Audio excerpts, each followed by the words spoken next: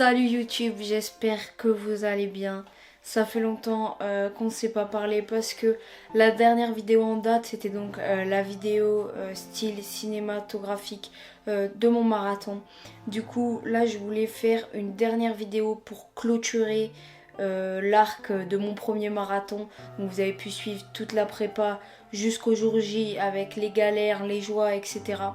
Et donc je voulais clôturer cette série de vidéos sur mon premier marathon avec une vidéo tout simplement face caméra où est-ce que je vais vous expliquer comment s'est passé mon marathon, mon retour après un mois parce qu'au final dans la vidéo cinématographique, c'est une vidéo où je parle pas, etc.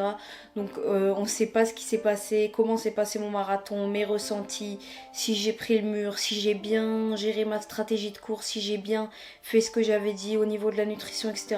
Donc dans cette vidéo, ce sera simplement un échange ou plutôt un monologue où est-ce que je vais vous parler de mon marathon du 0 au 42e kilomètre.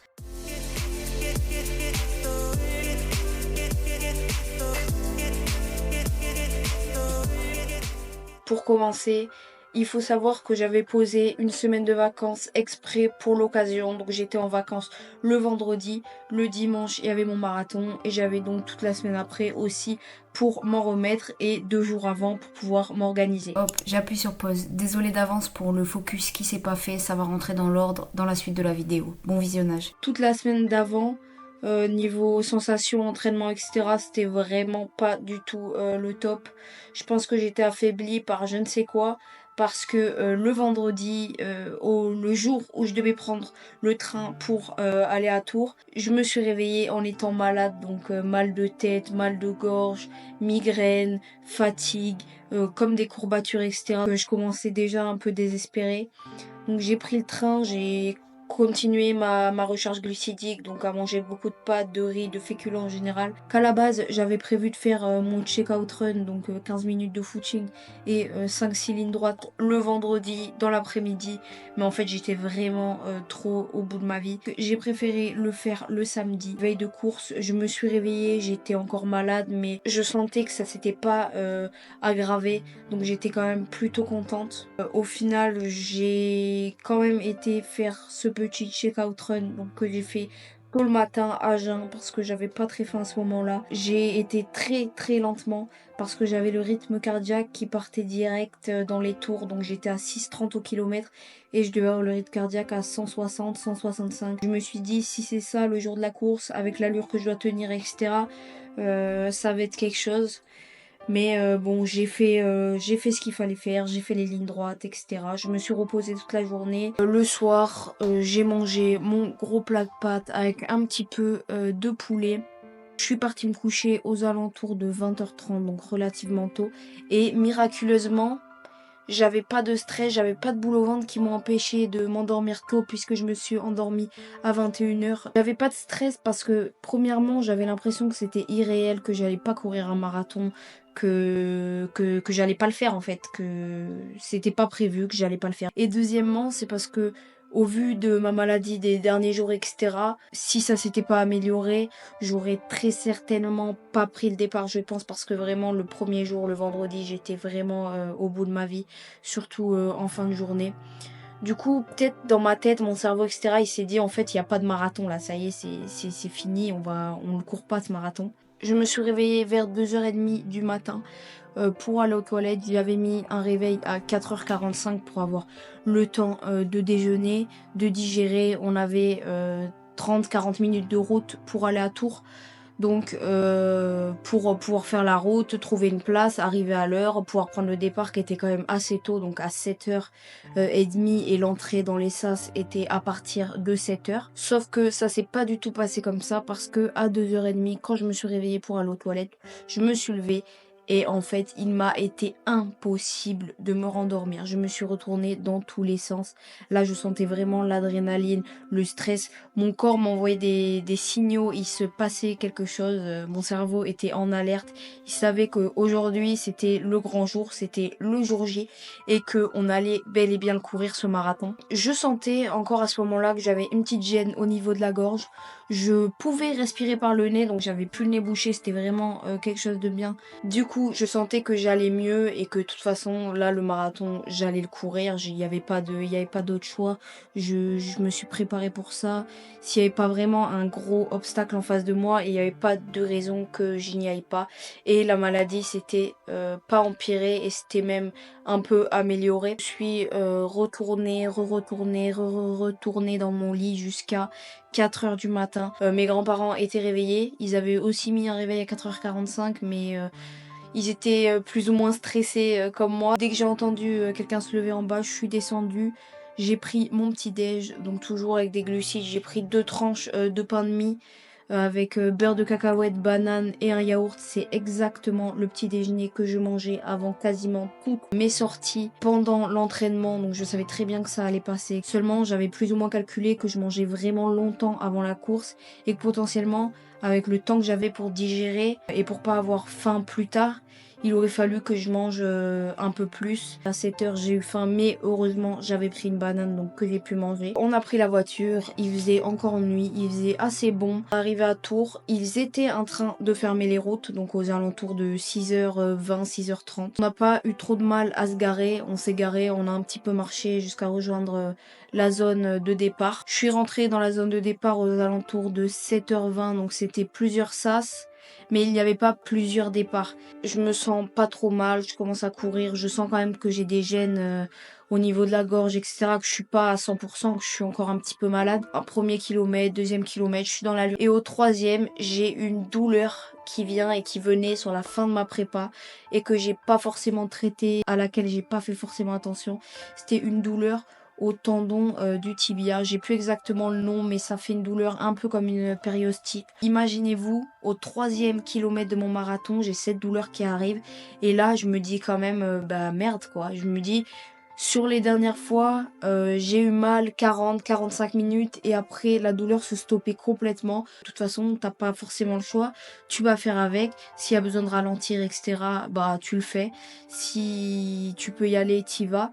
Mais dans tous les cas, tu continues et tu verras bien si ça passe. 4e, 5e, 6e. Vers le 6e, cette douleur-là s'en va complètement. Je pense que c'était soit une vraie douleur, soit mon cerveau qui m'envoyait des messages, vous savez, pour vous freiner dans ce que vous êtes en train de faire. Plus de douleur. Au bout de 45 minutes, donc je suis à peu près au 8e, 9e kilomètre, je décide de prendre un gel qui passe plutôt bien. Puis j'enchaîne les 40 prochaines minutes tranquillement, sans aucun problème non plus. Vers le 13e, je décide de prendre un autre gel. J'ouvre le gel, je le mets dans ma bouche, je commence à prendre et là je sens direct comme une remontée, direct une nausée soudainement. Là je me dis ok bah merde. Enfin sur le coup je comprends pas trop ce qui se passe parce qu'à l'entraînement je sais que j'ai tout testé sur les dernières semaines. Je me ravitaillais tout comme j'avais prévu au marathon au niveau du temps et des grammages de glucides. Même sur ma sortie de 30 km, je me suis alimentée, j'ai eu zéro problème, pas de douleur au ventre, pas de problème de digestion, pas de dégoût, rien du tout. Et là, au second gel à peine, une nausée directement. Peut-être que je peux essayer de fractionner la prise. Donc celui-là, j'étais en train de le prendre, j'avais déjà pris la moitié, donc je le referme, je le remets dans la poche de mon cuissard et je me dis... Là, peut-être, faut laisser ça passer, que j'ai peut-être pas attendu assez de temps avec celui d'avant, potentiellement, qu'après, en reprenant, ça glissera mieux et j'aurai pas de soucis. Je me refocus sur ma course et j'arrive à un moment de temps et de kilomètres où est-ce que ma famille devait me rejoindre car ils avaient prévu de faire un bout avec moi ou en tout cas de pouvoir se déplacer vraiment partout du côté où on sortait du centre-ville de Tours à vélo pour pouvoir me suivre sur plusieurs points, chose qu'ils ont pu faire et qui vraiment m'a aidé parce que je pense et comme je leur ai dit et je les remercie encore si ils regardent cette vidéo, mais sans leur présence, je pense que j'aurais jamais terminé au vu de la suite des événements. Là, vous voyez, je suis quand même encore un peu émue parce que vraiment, je pense que je serai reconnaissante toute ma vie pour ce qu'ils ont fait ce jour-là, qui était vraiment un jour et qu'ils ont compris qui était vraiment un jour très très très important pour moi. Juste après un ravito qui se trouvait au 15e kilomètre, je bois mon verre d'eau, j'envoie le verre dans la poubelle et là je tourne la tête et je vois donc mon tonton, ma tata, mon petit cousin et ma petite cousine. Et là vraiment malgré tous les potentiels soucis que j'avais pu rencontrer jusque-là, les douleurs, le fait de pas être forcément bien et de sentir que je suis diminuée comparé à mon niveau habituel, etc. Ça me met vraiment un boost parce que je sais qu'à partir de là, je vais les voir assez souvent. À ce moment-là, on rentre autour d'un lac et il se met à pleuvoir, mais très légèrement. C'était vraiment pas gênant en soi. C'était limite agréable au final, vu qu'il faisait assez chaud. Puis je me suis dit peut-être que ça va faire redescendre mon rythme cardiaque qui, depuis le début de la course, écoutez bien, n'était pas descendu en dessous de 180 BPM. Sur un semi-marathon, ma moyenne par exemple, c'était 170 je crois. Donc voyez un peu, là je suis à 180 sur un marathon où mon allure, elle est plutôt lente comparé à ce que je peux donner sur un 5 km ou sur un 10 km. Et bon, au bout d'une heure, on m'avait dit au bout d'une heure, 1 heure et demie, ça part, etc. Donc j'attends, je passe ma course et puis je vois que ça part pas. Et bon, spoiler alerte, mon marathon, je l'ai couru entièrement avec une moyenne de 180 battements de cœur par minute, ce qui pour les coureurs et ceux qui s'y connaissent un petit peu est vraiment, vraiment énorme pour un marathon. Et avec le recul, je sais pas comment j'ai tenu 3h45 à 180 BPM, c'est assez fou. Je me dis, bon, je vais peut-être essayer de prendre un gel, je prends le gel que j'avais ouvert, donc il restait la moitié, je le mets. Ça passe toujours pas, j'essaie de prendre toutes les 5 minutes un tout petit peu. Par contre, j'arrive à m'hydrater, donc j'ai 2 flasques d'électrolytes à ce moment-là. J'essaie quand même de prendre par fraction tant que ça passe. Je me dis, bon, si je dois m'arrêter sur le côté et bah, vomir, clairement, bah, ce sera le cas, je le ferai et puis j'aurai pas le choix et on repartira de plus belle. Mais je voulais quand même très clairement éviter ça, ce qui allait me faire perdre du temps. Donc ma famille continue de me suivre et d'aller de point en point, de kilomètre en kilomètre à vélo. On était hors de la ville, donc c'était beaucoup plus facile d'y avoir accès comparé à mes grands-parents par exemple qui sont restés dans la partie centre-ville. Mais eux, je savais que je les retrouverais au 31e car ils avaient prévu de me donner 2 autres flasques. Donc une flasque d'eau claire au cas où j'en ai marre d'avoir du goût de par les gels, les gommes et les électrolytes, et une gourde qui m'a certainement aussi sauvée avec une boisson d'effort, donc des glucides. Au 31e kilomètre, je jette mes flasques par terre pour que ma grand-mère les récupère et je récupère donc les 2 autres flasques. À ce moment-là, on est sur une grande avenue à Tours, donc j'ai plus le nom, mais qui est très très large, donc il y avait les coureurs et l'autre ligne pour les métro ou les tramways, je sais plus trop exactement ce que c'est. Ma famille, ils ont pu me suivre en vélo sur quasiment, je pense, 700, 800 mètres, même voire 1 kilomètre. Et donc je les avais à côté de moi, ils pouvaient me parler, m'encourager, etc. Donc encore une fois, coup de boost. Ça, c'était déjà difficile, mais en fait depuis le début, je sentais que c'était difficile. Mais je savais que j'avais pas atteint le seuil de douleur maximal, donc j'attendais de voir ce qui me réservait. Au 30e, 31e, rien à signaler. Au 30e, je suis même contente de me dire, oh purée, je prends pas le mur, etc. C'était maintenant et je suis passée et je me sens relativement bien, du moins pas diminuée, pas comme toutes les choses qu'on peut entendre sur le mur, du genre les jambes qui s'arrêtent, le fait de vraiment plus pouvoir avancer, mais physiquement que ce soit impossible d'avancer. Du 32e au 34e, j'ai comme un blackout, je sais pas exactement ce qui s'est passé, je sais juste que je courais un pas après l'autre, j'avançais et au 34e, je me prends un mur, mais un mur, je perds 30 à 40 secondes d'allure par kilomètre. Tous les kilomètres jusqu'à l'arrivée, je les passe entre 5,40 pour le meilleur et peut-être 6 minutes au kilomètre pour le pire, donc qui est mon allure footing. J'arrivais plus à soulever les jambes. J'avançais parce qu'il fallait avancer. De toute manière, au 34e, sauf cas vraiment grave, il est hors de question d'abandonner quand t'as fait tout ce chemin et que t'es si proche de l'arrivée.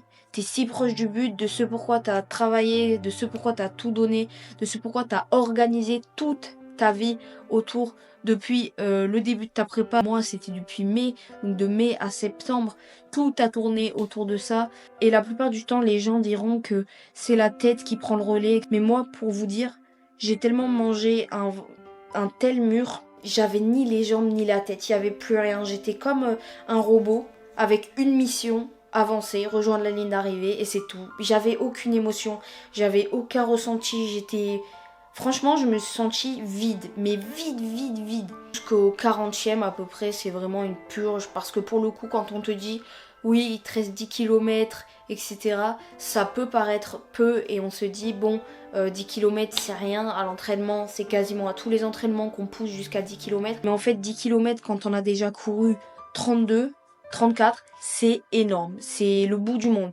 Je dis sur 2h40 d'effort, là il va me rester 1 heure. Ça va être vraiment compliqué. Je peux pas lâcher, qu'ils sont pas venus pour rien, que c'est pas le moment de lâcher, que dans tous les cas, je vais y arriver, que je suis quasiment au bout, que c'est dans la tête, il faut tenir quoi. Et soit je finis, soit je finis. Je me dis juste à ce moment-là que potentiellement l'objectif de temps, donc de 3h40, va passer en second plan et je veux tout simplement être finisher de mon premier marathon parce que je me compare pas aux autres, j'ai personne à battre. Moi-même, j'ai pas de temps sur la distance, donc j'ai aucun record à battre par rapport à moi-même pour voir si je me suis améliorée. Donc en fait, je veux prouver quoi? Je veux me prouver à moi-même que je suis capable de faire un marathon. Donc faire un marathon, ça veut dire le faire en 2 heures, ça veut dire le faire en 3 heures, ça veut dire le faire en 4 heures, ça veut dire le faire tout court. Tu mets un pied devant l'autre, t'avances et tu vas aller chercher cette médaille. On recommence à être dans des endroits qui approchent à la ligne d'arrivée. Donc forcément, il y a beaucoup de monde. Ça redonne du boost. Sur ma montre sonnent les 42 km. 100 mètres, c'est bon, c'est fini. J'accélère pas parce que de toute manière, je peux pas tellement accélérer.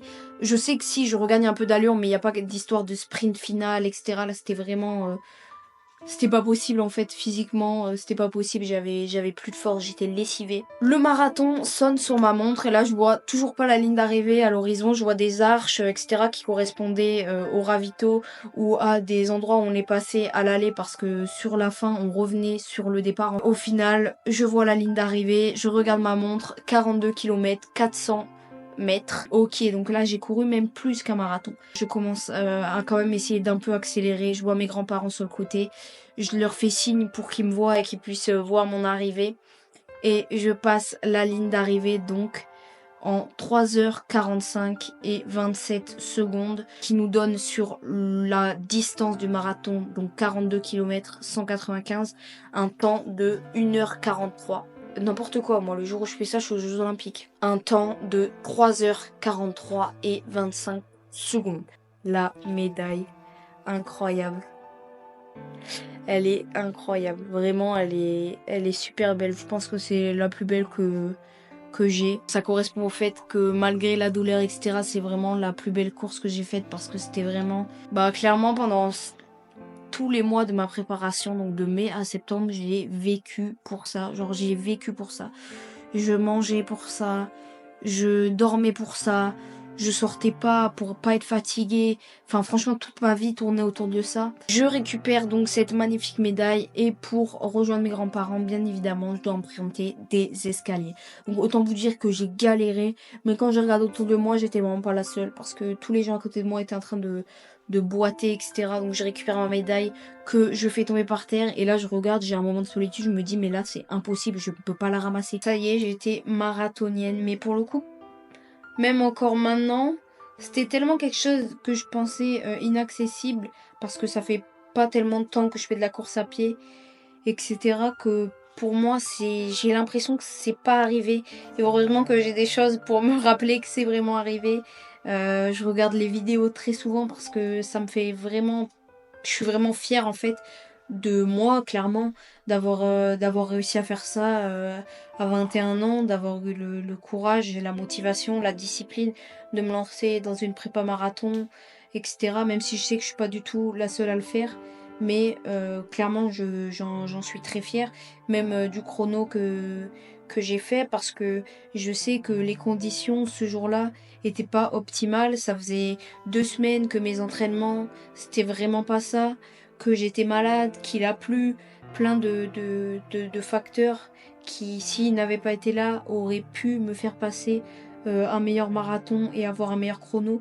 Donc je sais que j'ai une marge et je vais donc pouvoir améliorer ce chrono.